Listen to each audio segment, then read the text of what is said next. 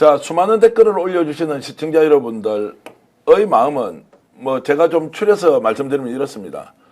오늘이 12월 31일입니다. 2024년도에 윤석열과 관련된 부분은 일단 종지부를 찍자. 그래서 강제구금을 하라.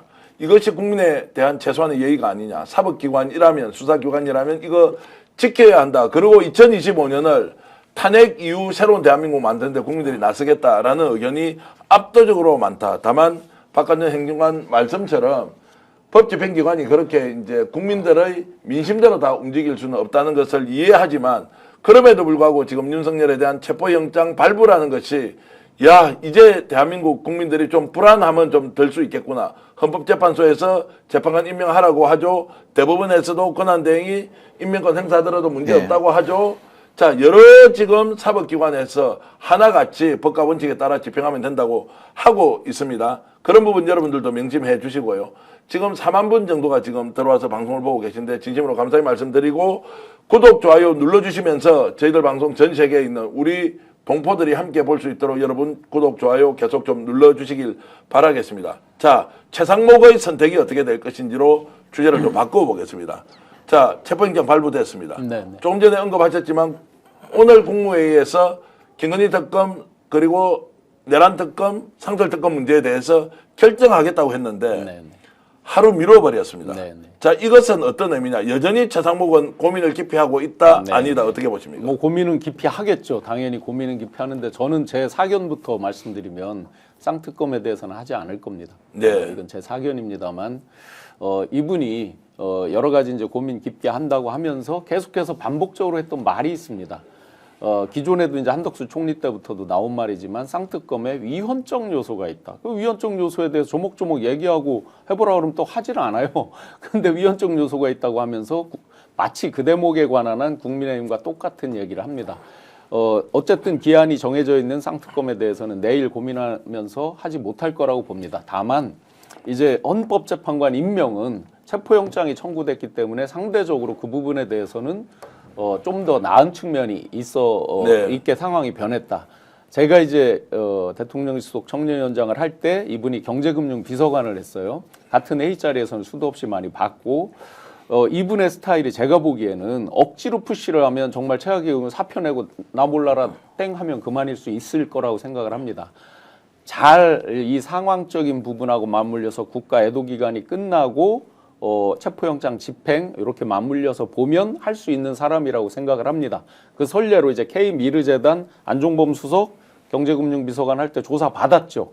조사 결과 내용에 대해서는 외부에 알려지지 않았지만 저희가 아는 게 있습니다. 그렇게 보면 어느 정도 그 상황과 맞물려서 순리대로 가면 헌법재판관에 대해서는 할 수 있는 분위기, 외적 분위기가 충분히 되고 이분도 그걸 받아들이지 않을 수 없는 측면이 있을 거라고 저는 생각을 합니다. 이제 신 교수 이런 말씀이 좀 압박이 되어서 헌법재판관 임명이라도 빨리 좀 하라는 이런 것들로 받아들여지면 좋겠는데 어제까지 취재해본 결과는 임명하지 않는다. 헌법재판관은 임명해야 되죠. 왜냐하면은 본인들 스스로 그렇게 했지 않습니까?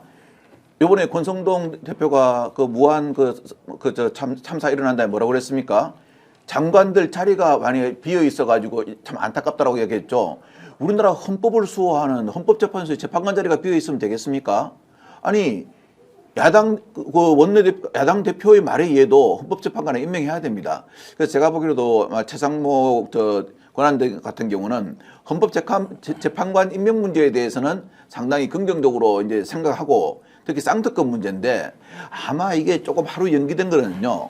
오늘 체포영장을 발부하기 전에 그 수사 관할권 있지 않습니까? 네. 거기서 형식적 절차가 위반이 많다는 것에 대해서 서로 논쟁이 있었거든요. 근데 이것을 법관이 깨끗하게 법원에서 정리를 해줘버렸습니다. 아, 이건 정당하다고 해서 영장을 발부해 줬습니다. 따라서 그 뭐 김건희 특검은 모르겠지만 그 내란죄 특검이 있지 않습니까? 그 부분도 상당히 고민에 들어가지 않았나 하는 게 제 생각입니다. 자, 그러면 특검 부분까지도 수용할 가능성이 있다. 내란죄 특검은요? 내란죄 특검은 수용 가능성도 있다. 최상목이 이렇게 이제 바뀔 수 있는 사람이라는 기대 또는 압박이 있고 민주당에서도 굉장히 신중하게 최상목 권한 대행의 결정에 대해서는 얘기를 하고 있지 않습니다. 이제 일단 하나는 중앙일보 보도에 의하면 한덕수에게 최상목이 헌법재판관을 임명해야 되는 거 아니냐. 예. 위헌적인 요소가 있을 수 있기 때문에 임명을 해야 된다라고 얘기를 했다라는 얘기가 나오는데 거기에 대해서 최상목은 뭐 예스노를 안 하는 상황이기 때문에 확인할 수는 없으나 논리는 그런 거 아닙니까? 그러니까 쌍특검을 거부하는 이유는 위헌적이라는 거잖아요. 그럼 헌법재판관을 임명하지 않는 것도 위헌적이에요. 실제적으로 논리적으로. 그러니까 만약에 최상목의 일관성을 가지려면 쌍특검도 거부하고 그다음에 헌법재판관을 임명해야 되는 상황이 벌어지게 되는 거죠. 정답이죠. 근데 말씀하신 하나가 문제랍니다. 내란 문제입니다. 내란 특검을 하지 않겠다라고 얘기할 명분은 실제로 없어요. 그러니까 그렇죠. 내란 특검과 관련해서 그것이 위헌이다? 내란이라고 하는 것 자체가 위헌적인 행위에 대해서 소위 특검이라고 하는 좀 객관적인 어떤 기관에서 그걸 수사하게 하는 행위인데 그걸 다시 또 위헌이라고 얘기할 수는 없다. 그래서 제 생각에도 아마 최상목은 지금 상당히 지금 고민스러운 대목에 있을 거라 생각이 들고요. 자, 그야말로 역사적인 책임의 문제라고 하는 측면, 이재명 당대표가 얘기했던 건데요. 저는 그런 상황에 본인이 놓여 있는 거죠. 아마 제가 볼 때 한덕수가 제일 나쁜 인간인 게 그거 쏙 빠져나간 거예요. 제일 편하게. 그러니까 다 분탄질 쳐놓고 자기 쏙 빠져나간 거죠. 그리고 모든 책임은 지금 최상목이라는 사람이 지고 있는데 최상목이라는 사람은 또 이걸 뒤로 넘길 수가 없는 상황이라고 본인은 판단하는 것이고 거기다가 또 애도 기간이기도 하고 큰 참사가 난 상황이기 때문에 저는 저는 헌법재판관은 임명할 수밖에 없을 거다라는 생각을 하고요. 뭐 본인이 또 서울대 법대 나온 사람이기도 하고 그다음에 이 쌍특검 문제 같은 경우는 아까 말씀하셨던 것처럼 저는 김건희 특검 같은 경우는 지금까지 정부가 계속 유지해왔던 입장들 계속 유지할 수밖에 없다라고 하는 부분들을 가지고 가되 또 내란 특검 관련해서는 야 이것까지 거부한다? 저는 그러긴 어렵지 않을까 생각이 들기도 합니다. 자, 우리가 이제 정치 현장에서 매일 일어나는 상황들을 이렇게 남들보다 좀 앞서서 시청자 여러분들과 함께 전망하고 있는 쪽이니까요. 단도직입적으로 제가 여쭤보겠습니다. 김종욱 박사 보시기에는 헌법재판관 임명, 최상목 권한 대행 한다 하지 않는다? 저는 자, 좀 할 이따 거라고 다시 봅니다. 한다. 예. 체포영장 집행해서 윤 대통령 가고 나면 윤석열 씨 가고 나면 한다. 자, 그러면 체포영장이 집행되어서 윤석열이 신병이 확보되면 확보되면 네. 그때는 헌법재판관 임명한다. 예.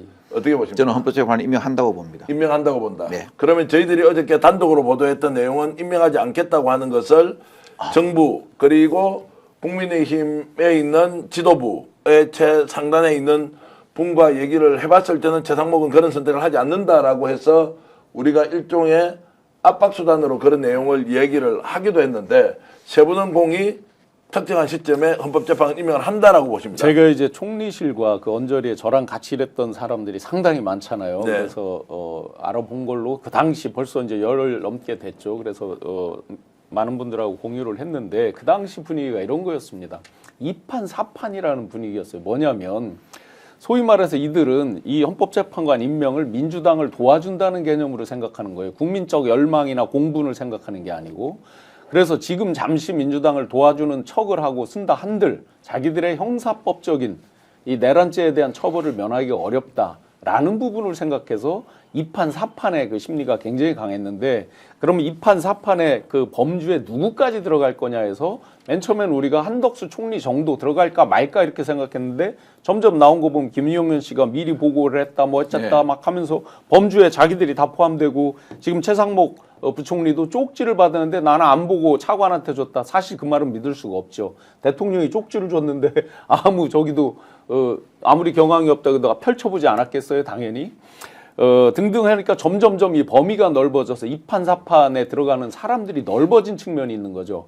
그렇지만 그렇다고 한들 우리가 딱 떨어지는 어떤 형사적인 증거가 아닌 한 모두 2판 4판으로 처벌할 수 없는 이런 것들로 본다고 한다면 최상목 씨는 이것까지 계산을 하고 있을 거예요. 맨 처음에 민주당에서는 그날 참여한 국무위원을 다 해임하는 방안까지도 검토를 해본 거죠. 여러 가지를. 그런데 이제는 그것까지를 검토할 필요도 없어졌어요. 최상목 부총리만 만약에 탄핵이 되면 헌법에 국무회의는 15인 이상 30인 이하로 되어 있거든요. 15인이 무너져 버려요, 지금. 네. 사임한 사람들이 있기 때문에. 그래서 최상목 씨만 만약에 저기 되면 국무회의 전체가 지금 헌법상 와해가 돼요. 여러 사람을 다 탄핵할 필요도 없어요. 그것까지도 본인도 이미 알고 있고 그게 본인한테 굉장한 하나의 어떤 방어막이 되기도 하지만 굉장히 또 본인이 뒤집어 써야 되는 측면도 있는 거거든요. 그래서 결국은 굉장히 걸림돌로 작용했다. 여기서 하나 빼먹었네요.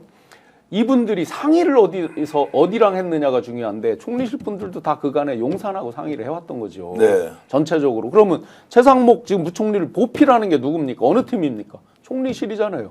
또 아마 보이지 않게 용산의 멤버들도 여전히 하고 있겠죠.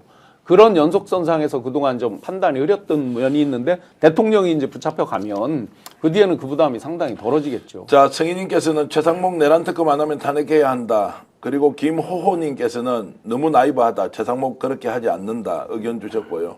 그리고 이주윤님께서는 최상목 이도 뭐 관상 자체가 겁이 많아 보인다. 하지 않을 것이라는 이야기고요. 최상목은 즉각 임명하라. 5천만 국민이 지켜보고 있다. 루미님 이렇게 주셨습니다. 최상목이 바보가 아니라면 국민을 따라야 한다고 찰리님께서 주셨고요. 자, 우리나라의 치명적인 민폐 아닌가 서울대 법대가 이렇게 고만우님 주셨는데 어쨌든 많은 분들이 지금 최상목이 임명을 해야 한다는 것은 압도적 의견이지만 이 사람이 이제 현실 정치에서 어떤 선택을 하느냐 이러나 저러나 저는 끝까지 책임이 갈 수밖에 없는데 마지막 이 순간에 본인이 살기 위해서는 국민이 바라는 민심을 보고 선택하는 것이 당연지사라고 저는 생각을 하는데요. 자, 여러분은 어떻게 생각하시는지 의견 주시면 소개를 좀 해드리겠습니다. 최상목이 헌법재판관 임명까지 그러니까, 예. 하면 좋겠다. 뭐 당연한 이야기인데. 그러니까 이제 말씀하신 게 이제 문화일보 보도가 나온 게 있죠. 예. 안 할 거다. 예. 문화일보 보도로 이렇게 나왔죠. 이제 중앙일보가 완전히 이거 갖다 세탁을 해버려가지고 꼬인 상황이긴 한데 제일 중요한 문제는 최상목이 걸린 문제가 하나 있어요. 이거 지금 확인해봐야겠습니다. 지금 다 보도로 나온 건데 비상입법 예산 확보라는 쪽지가 들어갔다는 겁니다. 이거 되게 중대한 문제입니다. 이게 문제죠. 비상입법 예산 확보라고 얘기하는 건 국회가 해산된다는 걸 전제로 할 수밖에 없는 상황이에요. 이건 완벽하게 위헌적이며 내란적인 상황들을 전제로 하는 쪽지인데 이것마저도 내가 받은 게 아니라 그냥 줬어라고 얘기할 수 있을 것인가라는 부분이 분명히 있습니다. 그러니까 국회에 대한 예비비를 주지 말아라는 것과 이건 완전히 차원이 다른 문제이거든요.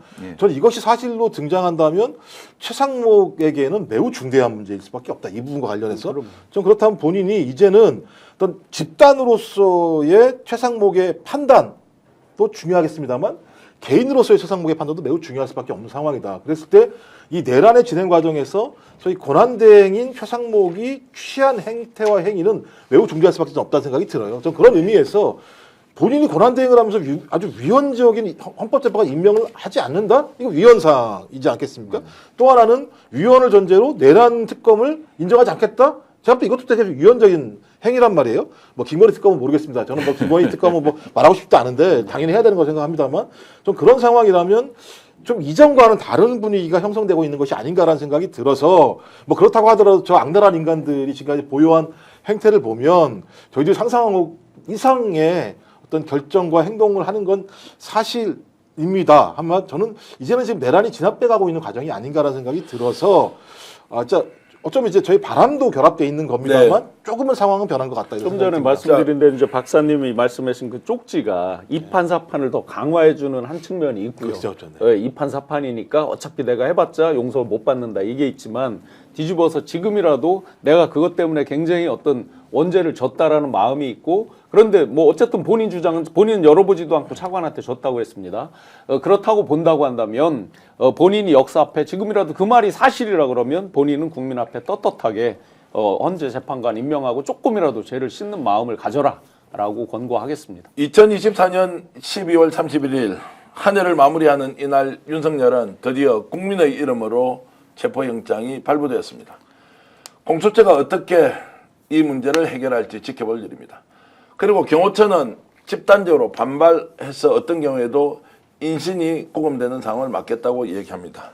그거 뜻대로 되지 않을 것입니다. 다만 시기는 오늘 내일일 수도 있고 다음 주 초일 수도 있습니다.